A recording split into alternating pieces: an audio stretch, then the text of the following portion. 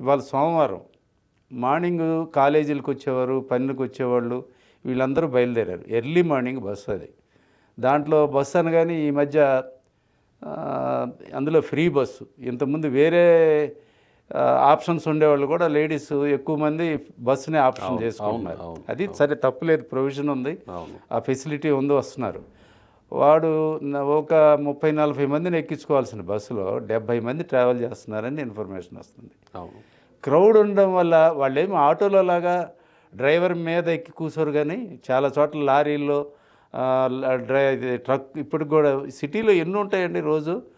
మన ఆటోల్లో 2 వైపులా కూర్చొని వాడికి అసలు వీలు స్టీరింగ్ తిప్పడానికి కూడా వీలు లేకుండా కూర్చొని ఉంటారు జనం. అదే చూస్తూనే ఉంటారు పోలీసులు. ఇక్కడ అంత నెగ్లిజెన్స్గా వదిలేస్తారు. మరి అట్లా ఎట్లా వదిలేస్తారు? It is a big crime కదా.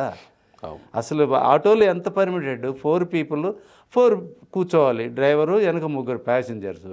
కానీ దాంట్లో చూస్తే 12 మంది ఉంటారు ఒక్కొక్క ఆటోలో. అది ఓవర్లోడ్. ఆ బస్సు పరిస్థితి అదే. బస్సులో 70 మంది వస్తే డ్రైవరుకి ఇక వెనక ఊపిరాడినట్టు కిటకిటలాడుతుంది. ఎక్కువ మంది ఉన్నారు కాబట్టి ప్రాణ నష్టం కూడా ఎక్కువ జరిగింది. అదే కొండగట్టు అంజన దేవాలయం ప్రమాదం కూడా అంతే.